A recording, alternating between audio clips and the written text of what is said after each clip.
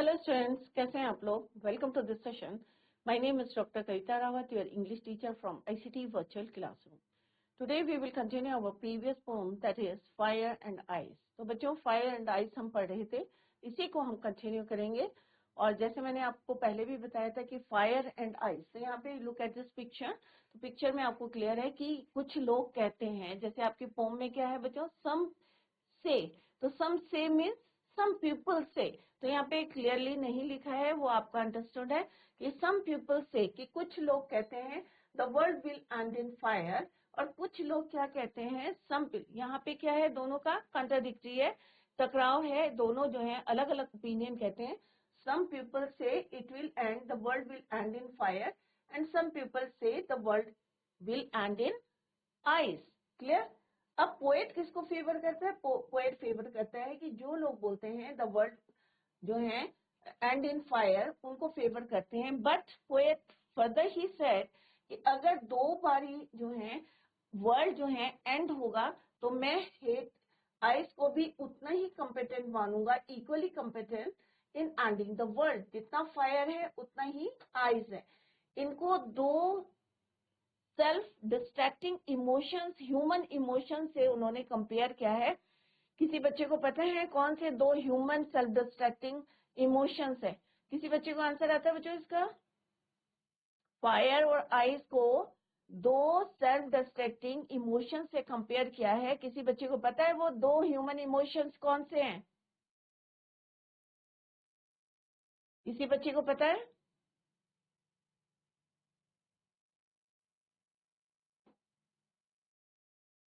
Dzire, इच्छा, और second क्या है बच्चों? हेट्रेड, नफरत। तो फायर को इसने किससे कंपेयर करा है उन्होंने? डिजायर। जैसे फायर जो है रेपिडली क्या करती है, सब चीजें जो है डिस्ट्रॉय करती है। अगर यहाँ पे क्यों बोला है उन्होंने फायर को रिस्पॉन्सिबल क्यों कहा है? वाई? किसी को पता है रीजन? कि सम people say it will end in fire, तो उनका जो है इसलिए बोला है कि जो कोर है, कि सम टाइम जो है कि कोर क्या है, समझे किसी दिन जो है कोर जो है, core of the earth will get heated, इतना ज्यादा गर्म हो जाएगा सो दैट कि जो सरफेस ऑफ द अर्थ है उसको क्या करेगा, वो खत्म कर देगा, डिस्ट्रॉय कर देगा। सिमिलरली जो हमारी इच्छाएं हैं अनलिमिटेड, जो हमारी डिजायर है, वो भी एक दिन हमको जो है क्या करेगी, सेल्फ डिस्ट्रैक्ट कर देगी, खत्म कर देगी। राइट? सिमिलरली आइस को उन्होंने किससे बोला है बच्चों? हेट्रेड। जिस तरह से आइस जो है धीरे धीरे जो है फ्रीज होती है, या टेम्परेचर डिक्रीज हो रहा है, और एक दिन जो है लाइफ क्या हो जाएगी, इम्पॉसिबल ऑन अर्थ। सिमिलरली जो हेट्रेड है, नफरत है, वो भी धीरे धीरे जो है स्लो एंड स्टडीली किस तरह से हमें क्या करेगी, इनर तक जो है सेल्फ डिस्ट्रैक्ट कर देगी, डिस्ट्रैक्शन कर देगी, खत्म कर देगी। तो यहाँ पे दो उन्होंने अपने बताए हैं, फायर एंड आइस, और दो ह्यूमन इमोशंस हैं, डिजायर एंड हेट्रेड। क्लियर? तो ये हमने कई बार पढ़ लिया है बच्चों। तो यहाँ पे मैंने हाईलाइट भी करे हैं पॉइंट्स, हेट्रेड एंड डिजायर। यहाँ पे हमने राइम स्कीम भी बताई है आपको, ABAA जो है राइम स्कीम है। फायर को किससे कहा है? सिंबॉलिक पोयम में, fire ice desire, fire desire ice hatred. तो दो जो है हमारे जो है किस तरह से वर्ल्ड को जो है, यहाँ पे दो लोगों ने, दो ग्रुप ऑफ पीपल हैं, they said it will end in fire इधर, और या किससे होंगे, बाय आइस। और दो सेल्फ डिस्ट्रैक्टिंग जो हमारे इमोशंस हैं वो कौन कौन से हैं? Desire and hatred. तो कुछ लोग क्या कहते हैं बच्चों कि एक दिन ऐसा होगा, समझे the earth core will get so heated up that it would lead to fire destroying the earth surface. Similarly ice भी क्या करेंगी, किस तरह से होगा बच्चों? जैसे जैसे जो है टेम्परेचर डिक्रीज होगा। On the other hand, the second group says that if the temperature goes down to an extent that makes life impossible, इतना ज्यादा कम हो जाएगा कि हमारी लाइफ जो है इम्पॉसिबल हो जाएगी ऑन अर्थ, वो भी उतना ही क्या करेगा, कैटास्ट्रोफिक इफेक्ट देगा जितना कौन देता है? फायर। क्लियर? और इसमें सेकंड टाइम बोला है उन्होंने कि अगर 2 टाइम्स होगा एंड हमारे वर्ल्ड का, तो it would be equally competent in ending it. ये हमने पोएटिक डिवाइसेस हमने जो है बच्चों डिस्कस करा था। आज हम अभी ये समरी हमने डिस्कस करी थी। अगर किसी बच्चे के समझ में नहीं आया है तो आप लोग पूछ सकते हैं। एक्सट्रैक्ट बेस्ड क्वेश्चंस एग्जाम में आते हैं, वो भी हमने यहाँ पे डिस्कस करे थे कि एक्सट्रैक्ट आता है, कोई भी दो जो किसी भी फॉर्म के दो एक्सट्रैक्ट दिए जाएंगे, इंटरनल चॉइस दी रहती है, आपको जो बेस्ट होता है वही आप एग्जाम में करें। और यहाँ पे हमने डिस्कस करा था extract based question. Similarly second standard हमने करे थे डिस्कस, और कहीं पे आपके समझ में नहीं आया तो आप पूछ सकते हैं। हम लोग बच्चों मल्टी चॉइस क्वेश्चंस कर रहे थे। अगर किसी बच्चे को आंसर्स आते हैं तो you can raise your hand, आप अपना हैंड रेज कर सकते हैं। तो सेकंड क्वेश्चन क्या है बच्चों, what does the poet compare fire with. तो फायर को किससे कंपेयर करा है, जैसे मैंने आपको पहले भी बताया था,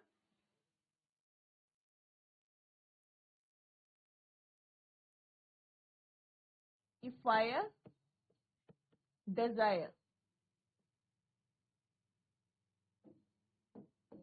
आइस हेट्रेड।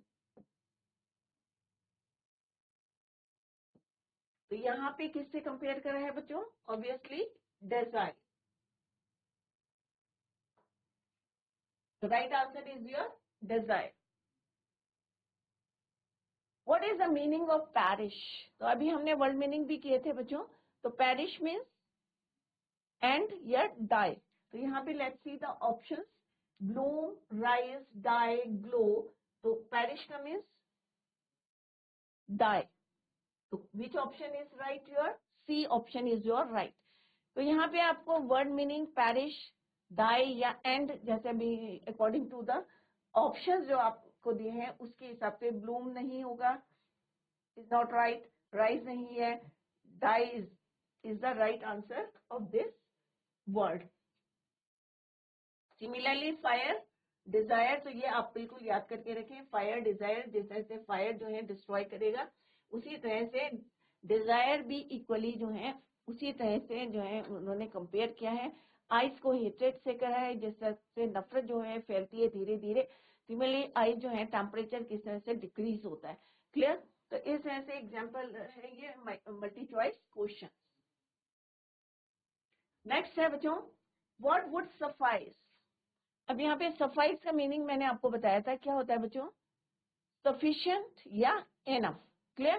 तो what would suffice if the world were to perish twice. तो क्या है इसका, ice, fire, hatred, both, 1 and 2। Which one is the right answer बच्चों, कौन सा राइट आंसर है? अगर पेरिश जो है ट्वाइस होगा, 2 बार होगा, तो कौन जो है रिस्पॉन्सिबल है, आइस, फायर, हेट्रेड या बोथ, 1 and 2। तो ऑब्वियसली आइस और फायर, बोथ 1 and 2। पहले उसने किसको फेवर किया था बच्चों, रॉबर्ट फ्रॉस्ट ने फायर को। बट सेकेंड टाइम उन्होंने कहा कि अगर 2 times ट्वाइस अगर एंड होगा वर्ल्ड का, तो दोनों जो है इक्वली कॉम्पिटेंट हैं। इक्वली कॉम्पिटेंट बोथ, कौन किसके लिए बोला बच्चों, ice and fire, both equally competent in ending the world. So its answer is your ice and fire. What would be a better option to end that earth? And the earth, fire, ice, both are equally competent, none. तो यहाँ पे question क्या है बच्चों, what would be a better option to end the earth? तो यहाँ पे बच्चों ऐसा नहीं बोला है कि आइस जो है एंड करेगा अर्थ का या फायर करेगा। तो पोएट ने क्या बोला है, बोथ इक्वली कॉम्पिटेंट, दोनों जो है क्या है, इक्वली कॉम्पिटेंट है किसमें, टू एंड द अर्थ। तो कोई बच्चा आंसर बता सकता है इसका फिफ्थ का? यहाँ पे ऑप्शंस दिए हैं बच्चों, यहाँ पे चूज करना है आपको राइट आंसर। तो किसी बच्चे को आता है इसका answer? Take the mic, GIC Haldochaur, please take the mic, mic लेके आंसर दीजिए। Which one is the right answer? यहाँ ऑप्शन दिए हैं बच्चों कि what would be a better option to end the earth, earth को एंड करने में, डिस्ट्रॉय करने में कौन सा जो है बेस्ट ऑप्शन है, फायर है, आइस है, या दोनों इक्वली कॉम्पिटेंट है, या नन, या कोई भी नहीं। कौन देगा आंसर? जीआईसी हल्दूचौर, माइक लीजिए। अभी आप हैंड रेस कर रहे थे, प्लीज टेक द माइक। कौन सा राइट आंसर है बच्चों? It is very easy. Short form में कई बार मैंने रिपीट करा है। फायर है, आइज है, बोथ आर इक्वली कॉम्पिटेंट है। ये दोनों जो है इक्वली कॉम्पिटेंट है इन एंडिंग द वर्ल्ड। वर्ल्ड को एंड करने में या वर्ल्ड को डिस्ट्रॉय करने में। अभी पोएट ने क्या बताया बच्चों इन द सेकंड स्टैंजा?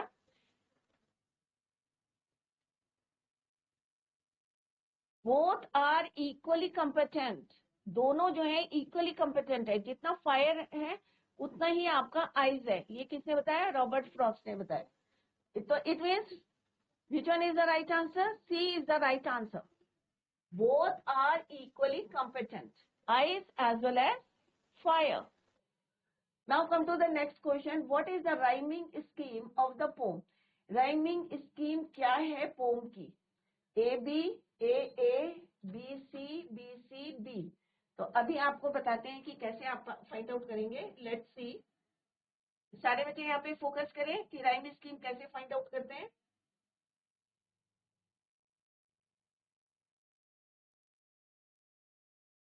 अभी हमने निकाला है बच्चों यहाँ पे राइम स्कीम। आपको क्या करना है बच्चों कि फर्स्ट लाइन का लास्ट वर्ड को अंडरलाइन करना है, राइट।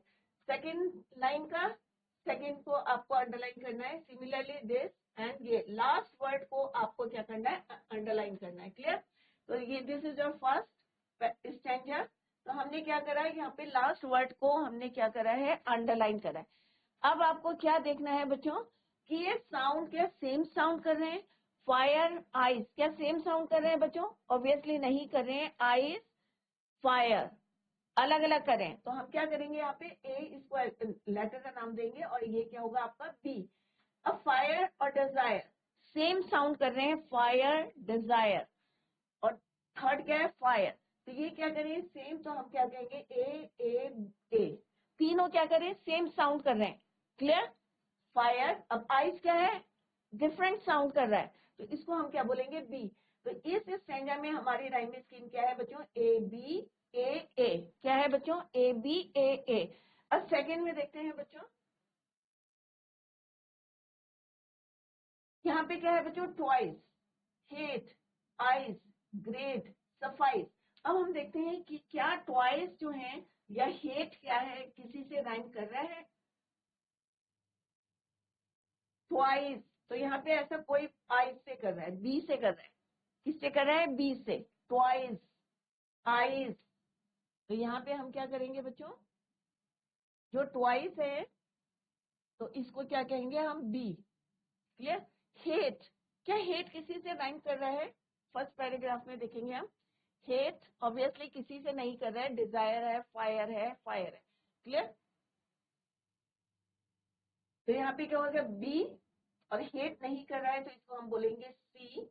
आइज, यहाँ पे भी आइज है बच्चों तो ये होगा आपका ए।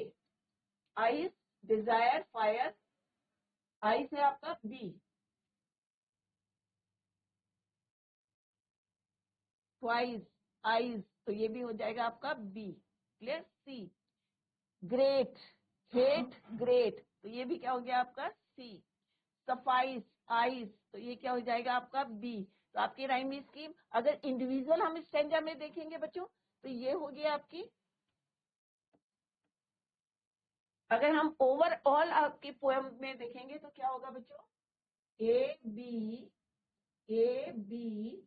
क्या निकाली थी हमने अभी? ए बी ए ए।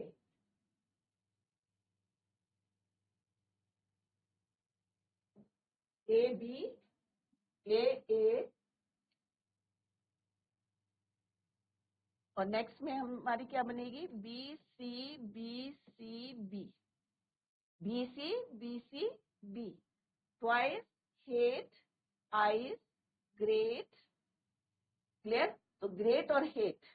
तो A B A B C B C B. A B A B C B C B.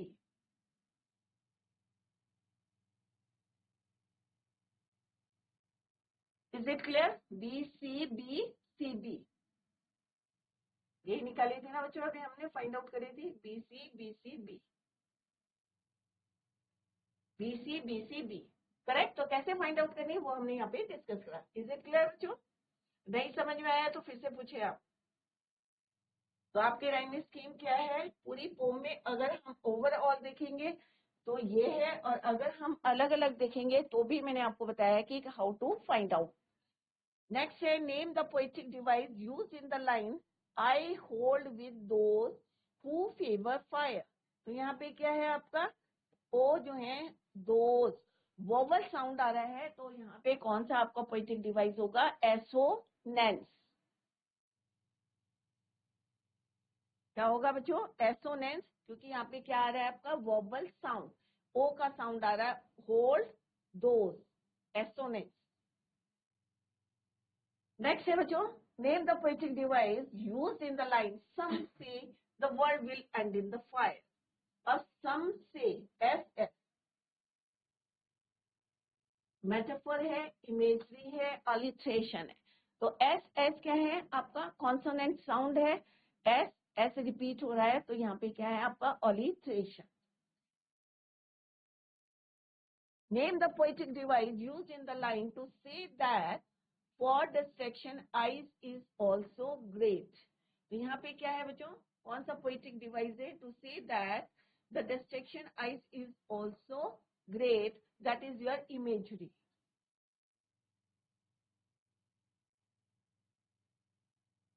Where has he used personification? अब personification कहाँ पे उसने यूज करा है? फायर है, आइज है, अर्थ है, 1 and 2। तो यहाँ पे पर्सोनिफिकेशन है क्योंकि डिजायर है और हेट्रेड। किसके हैं ये? ह्यूमन इमोशंस है। क्या है? Human emotion.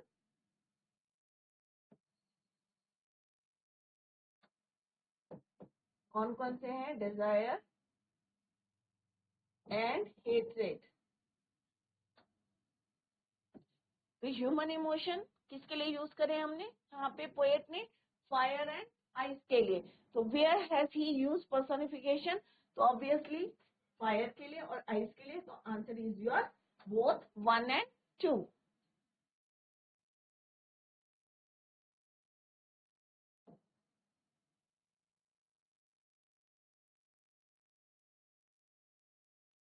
यहाँ पे आप लिख भी सकते हैं डिजायर, फायर, हेट्रेड,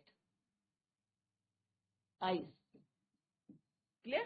तो इससे आपको क्लियर रहेगा कि which one is the right answer. Next आपके आते हैं एग्जाम में 20-30 वर्ड्स के आते हैं बच्चों।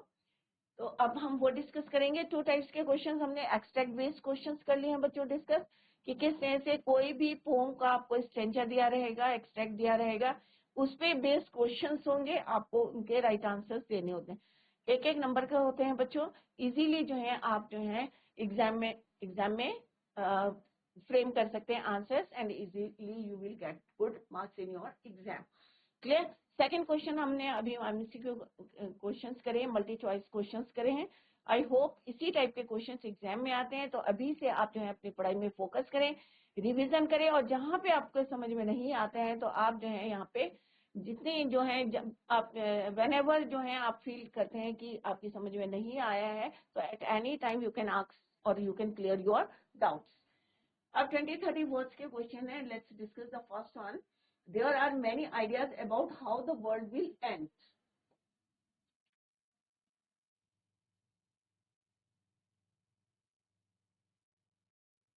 Do you think the world will end someday? Have you ever thought what would happen if the sun gets so hot that it bursts or grows colder and colder? अब यहाँ पे break कर करके आप जो है क्वेश्चंस को पढ़िए और फिर try to answer the question.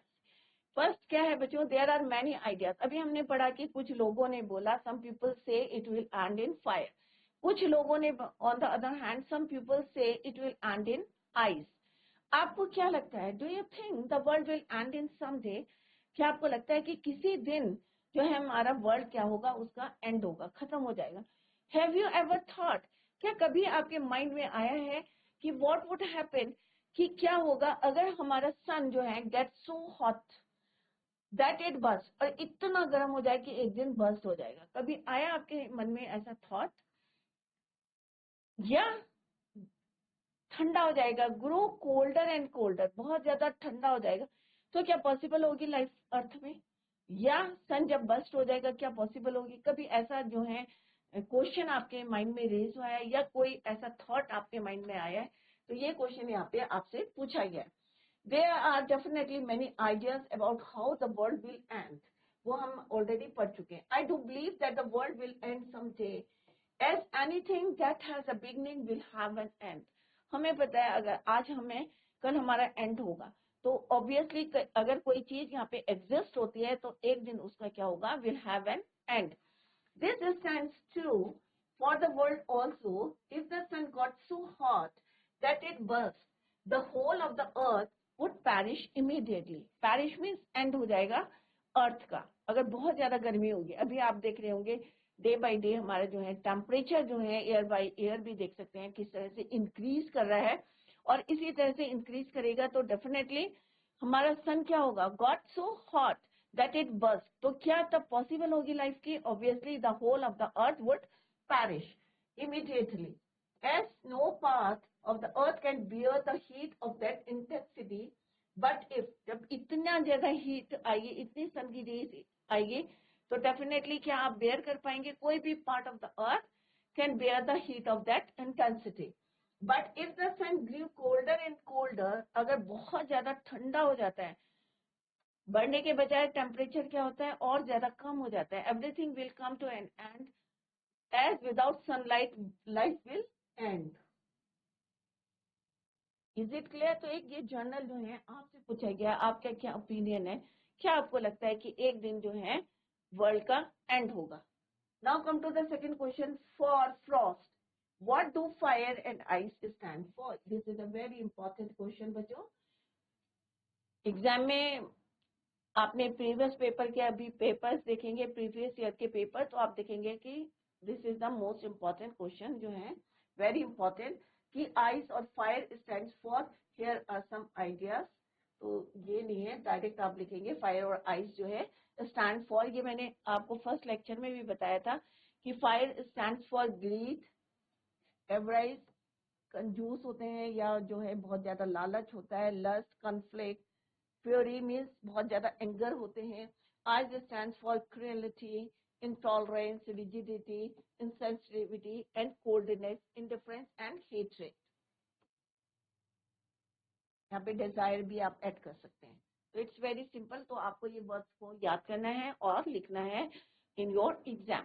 Now come to the next question, that is what is the rhyme scheme of the poem? तो अभी हमने बताया था कि how to find out the rhyme scheme. First line का लास्ट वर्ड, फिर second line का last word, ऐसी जो है 8 लाइन है, 8 लाइन का लास्ट वर्ड आप देखना है. फिर आपको मैच करना है कि राइम साउंड जो है, सेम साउंड जो है कौन सा वर्ड कर रहा है, उसके अकॉर्डिंग आप उसको नंबरिंग करेंगे या अल्फाबेट्स के नेम देंगे.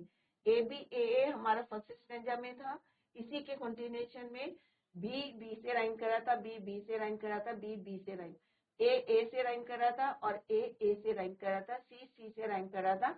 इट मीन्स हमारे 1 2 3 4 वर्ड जो है सेम राइम कर रहे थे, सेम साउंड कर रहे थे, और 1 2 3 वर्ड जो है सेम साउंड कर रहे थे और 2 वर्ड जो है सेम साउंड कर रहे थे. तो टोटल पूरी ओवरऑल अगर हम पोम को देखेंगे तो हमारी राइम स्कीम क्या है? A B C B. This rhyme scheme helps in bringing out the contrasting ideas of fire and ice presenting in the poem. The poet mentions that this rhyme scheme has The poet mentions that both fire and ice are probable ends of this world. He talks about how fire represents desire and can therefore be a cause of the end of the world. Frost also mentions ice in between to symbolize that the coldness and indifference towards one another, नफरत, एक दूसरे के अंदर जो है indifference आ जाएगा. Be enough to end the world. ये भी उतना ही इनफ है या सफिशिएंट है किसमें? Ending the world.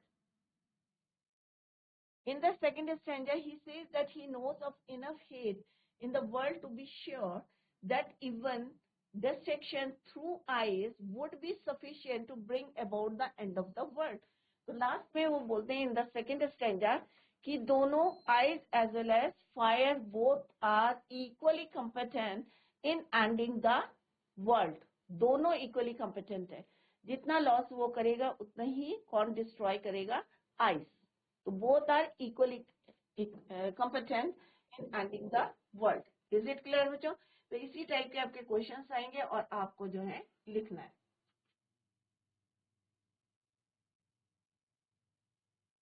बोथ कौन है? Fire and ice. Clear? Poet ने क्या बताया कि पहले उसने फर्स्ट स्टैंडर्ड में क्या बोला कि फायर की जो फेवर करते हैं फायर का उनके साथ हो, बट इन द सेकेंड के अगर 2 बारी पैरिश होती हैं, एंड होता है हमारी अर्थ का, तो both are equally competent in ending the world. Next question है बच्चों, according to the poet what do ice and fire symbolize? तो ये हमने कई बारी रिपीट करा है बच्चों, क्वेश्चन डिस्कस करा है. Ice and fire symbolize.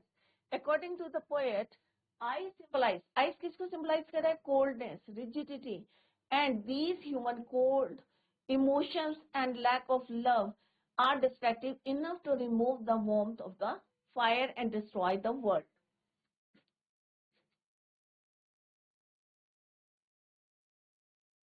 Hatred, coldness, rigidity in these human cold emotions and lack of love are destructive. अगर इतनी ज्यादा जो है हम नफरत करते हैं किसी तरह से, तो क्या होता है? लैक ऑफ लव होता है. Are destructive enough to remove the warmth of fire and destroy the world. Fire symbolizes, अब फायर किसको सिंबलाइज करता है? Unlimited Dzire.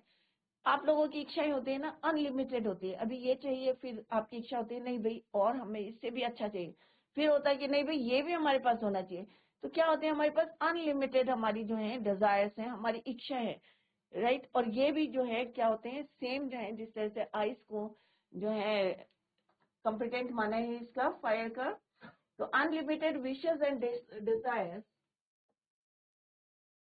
Of human being like violent feelings of anger, cruelty, brutality, etc. that might end the world. चाहे आपकी इच्छाएं हैं, unlimited इच्छाएं हैं, उसको फुलफिल करना है आपको, और किस तरह से आपके अंदर गुस्सा भी आता है कि ये मेरे पास नहीं है, और लालच आता है. तो इसी तरह से जो है दोनों को रिस्पॉन्सिबल बताया है किसके लिए? In ending the world. Next question है, what is the message of the poem fire and ice? क्या मैसेज मिलता है इससे? क्या आपको बहुत ज्यादा गुस्सा करना चाहिए? क्या हमारी जो लिमिटेड है उनको हमें फुलफिल करना चाहिए और उसके लिए जो है हमें गुस्सा करना चाहिए, क्रूरलिटी करनी चाहिए, ब्रुटैलिटी करनी चाहिए? क्या ऐसा करना चाहिए बच्चों? The poem fire and ice is short but encompasses the entire humanity in its targeted message. The metaphor of fire and ice are used very effectively to solidly convey to clear message to the readers. The poem acts like a moral mirror for readers to assess their own standing in the world. Fire stands for our uncontrolled. हमें अपनी जो है इच्छाओं पे क्या करना चाहिए? Control करना चाहिए. Passions which are disastrous for human beings. Similarly, cold reasoning devoid of human love will bring, क्या bring करेंगे? Insensitivity. Both the aspects of human thinking and resulting behavior embedded with desire and hatred will lead to the end of the world, and it may also happen more than once.